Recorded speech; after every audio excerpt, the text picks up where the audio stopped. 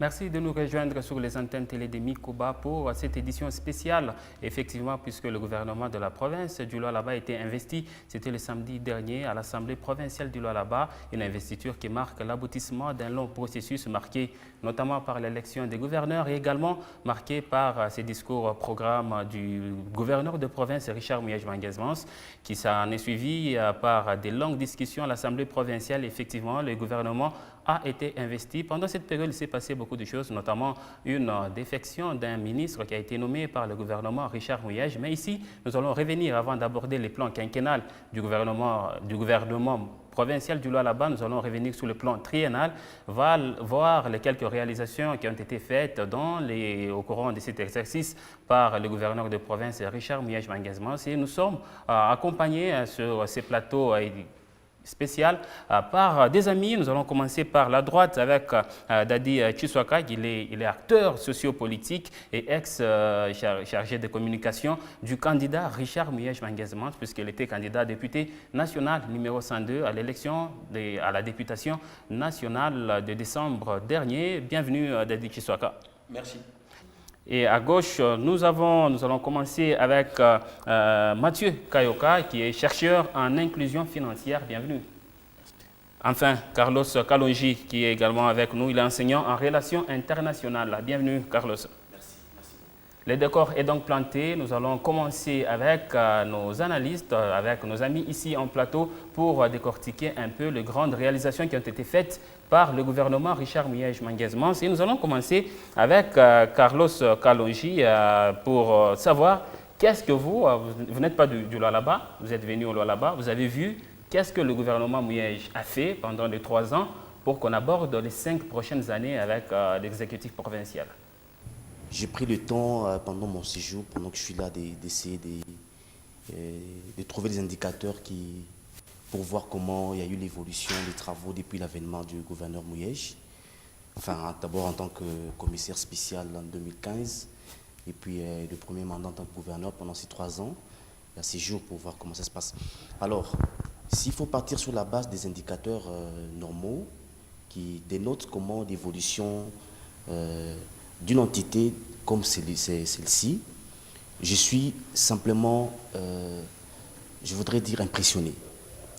Impressionné, je vais commencer par quoi? Lorsque je réalise que dans l'espace de 3 ans, il s'est démontré comme un homme assez précis dans la faisabilité de son programme. Parce que lorsqu'il vient en tant que gouverneur, il trouve la ville qui n'avait que plus ou moins de 10 km de route en bon état. Alors dans 35 mois, nous sommes partis de ce 10%, 10 km à 69. C'est une réalisation extrêmement impressionnante. Impressionnante du fait que, en termes de pourcentage, cela s'évalue à plus de 50%. Et il faut noter cependant que cette réalisation repose sur le fait que 50%, c'est pour la première fois que ces routes soient praticables, soient asphaltées et même au standard moderne. Ok, la jeunesse a évolué. Nous allons également prendre la réaction de Mathieu Kayoka, qui est chercheur en inclusion financière. On sent que les gouverneurs qui a signé des arrêtés portant nomination de membres de son gouvernement et de la création de certaines directions provinciales, on dit que ce gouvernement est budgétivore. Vous qui êtes chercheur en inclusion financière, comment le gouvernement devra-t-il s'en sortir puisque c'est un gouvernement budgétivore avec autant de postes créés et notamment la Constitution parle des 10 ministères. Aujourd'hui, on a des commissaires, ils sont au nombre, je pense, des 5. Comment le gouvernement peut s'en sortir? Et surtout, il y a également les flux migratoires qui prend de l'ampleur au Lualaba. C'est vrai, il est considéré comme les Eldorado. Beaucoup de personnes affluent vers le Lualaba, principalement à Kolwezi pour ces mines. Comment le gouvernement provincial peut s'en sortir en matière financière pour gérer tout cela? Vu de l'extérieur, moi je note que tout ce qui a été mis en place, surtout la création des différentes directions, pour être des cellules techniques qui vont être des conseillers du gouverneur, parce que lorsque j'ai suivi le discours programme du gouverneur Richard Muyej, je comprends que dans la réponse qu'il a donnée aux différentes questions et préoccupations des membres de l'Assemblée provinciale, c'est que ces directions seront des cellules techniques qui vont étudier et approfondir certaines questions et être pour lui proposer des mesures adéquates à prendre afin de penser au développement de la province. Mais ceci ne met pas en exergue tout ce qui est lié à la volonté mise en place par le gouverneur Richard Muyej, surtout avant qu'il ne soit investi comme gouverneur, comme commissaire spécial du gouvernement, ensuite comme gouverneur pendant les 3 premières années.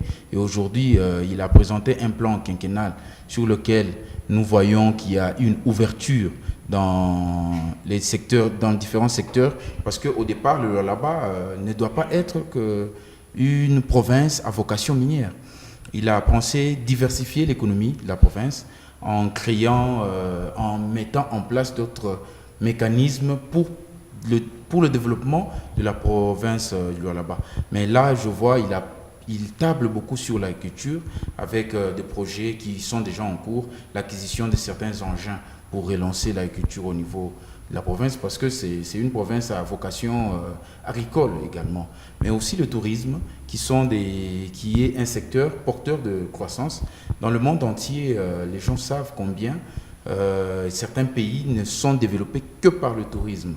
Or, si aujourd'hui la province de là-bas pourra avoir et le mine, et l'agriculture, et le tourisme comme secteur porteur de croissance, nous pensons que cette place de province pilote qui rêve le gouverneur Richard Muyej pourra être remarquée, quoi. Pour nous qui sommes de l'extérieur, qui sommes venus pour la première fois visiter cette province, ne suivant que sur certaines images, certains bribes, c'est une originalité pour nous, dans la mesure où une province qui n'avait même pas 200 lits de malades en 2014 s'est retrouvée avec 700 aujourd'hui. C'est en peu de temps, c'est une croissance vraiment rapide. Et avec vous, Dadi Chiswaka, on parle un peu de la gouvernance. C'est vrai, la province du Lualaba, elle est riche en minerais. On ne peut pas l'ignorer. Riche en minerais, mais quand on voit la population, elle est vraiment pauvre. Est-ce que ça, c'est l'exemple d'une bonne gouvernance? Merci beaucoup, mais vous me permettrez quand même de revenir en arrière, parce qu'il s'agit ici de parler de l'avènement de Richard Muyej. Et parler de son avènement à la tête de la province, avec tout son gouvernement, c'est de parler du début du processus de la mise en pratique de la territoriale, si vous voulez, ou de la décentralisation. Il vous souviendrait aussi bien pour Muyej que pour l'ensemble des gouverneurs à partir de 2015, lorsque finalement la loi portant décentralisation de la République démocratique du Congo, qui nous amenait à passer des 15 à 26 provinces, 25, des 11 à 25 provinces, plus la ville-province de Kinshasa, ce qui faisait 26, c'est qu'il n'y avait pas de l'administration préparée pour ces nouvelles entités nouvellement créées. Alors, il vous souviendrait que la province, à l'époque du Grand Katanga, a été gérée par un gouverneur qui étaient les gouverneurs, pas des Lubumbashi, mais étaient les gouverneurs de la province du Katanga, c'est-à-dire de Kolwezi, des Kamina, des Kalemi et toutes les autres villes et territoires de la province à l'époque du Grand Katanga. Premièrement. Deuxièmement, lorsque Richard Muyej arrive comme commissaire spécial dans la province du Lualaba avec ses 2 adjoints, il vous souviendrait qu'ils n'avaient même pas des bureaux et donc ils avaient trouvé de l'abri à l'hôtel Kampiaboma qui les servait au fait des bureaux avec un seul véhicule qu'ils partageaient à 3. Donc, à partir de là, vous comprenez que la province, elle n'existait pas du point de vue aussi bien administratif, du point de vue organisationnel, du point de vue de tout ce qui peut faire en sorte qu'une province, une ville puisse exister. Troisièmement, Richard Muyej, parce qu'au fait, ce qui manque beaucoup à notre pays, c'est avoir à la tête de différentes institutions de la République des têtes ingénieuses. Et Richard Muyej a eu justement cette ingéniosité, avec toutes les personnes qu'il a amenées, de pouvoir mettre en place les différentes structures qui devraient d'abord, parce qu'aujourd'hui on peut parler des routes, on peut parler de tout ce que vous voulez, Non, je vais arriver. Je vais arriver. On va chercher un peu plus proche de nous à Kakanda. Il n'y a pas de route asphaltée. Je vais arriver et vous serez satisfait. Okay. Je vous apporterai des éléments de réponse sur ces différents aspects. Et donc, il y a l'administration qui est créée à Kolwezi. Il y a les différents services qui sont créés à Kolwezi. Vous avez l'exemple des DERLOU, pour parler par exemple aujourd'hui de la mobilisation des recettes au niveau de la province, chose qui n'existait pas, mais tant d'autres institutions pouvant accompagner la vision et l'administration Mouyej, ça a été mis en place. On arrivera aussi sur des questions de démographie, sur des questions de l'organisation de la population au niveau de la province du Lualaba. Mais après, ça a été un travail qui a pris tous les mandats de Richard Mouyej en tant que commissaire. Nous quittons de l'étape des commissaires au gouverneur. 30 mois de gouvernance. 30 mois de gouvernance, vous avez par exemple, dans tout le domaine, il n'existait quasiment mais rien du tout. Merci à tous pour vos participations, pour votre participation, allais-je dire, dans cette édition spéciale sur les antennes télé de Mikoba. C'était là donc l'édition spéciale qui revenait sur l'investiture du gouvernement provincial du Lualaba. On est parti du plan triennal, un bilan que nous avons ici décortiqué des 3 précédentes années du gouverneur Mouyej en tant que gouverneur de la province du Lualaba. Et nous avons également essayé de décortiquer les discours programmes du gouverneur Richard Mouyej pour les 5 prochaines années, donc les discours, les projets quinquennals du gouvernement provincial du Lualaba. Nous avons reçu, pour ceux d'Adi Chiswaka, Mathieu Kayoka, Losembe Alexandra, Princilia Yedid et Carlos Kalonji qui sont venus ici sur ce plateau télé de Mikoba. Merci à tous de nous avoir suivis. Restez avec nous. La suite au prochain numéro.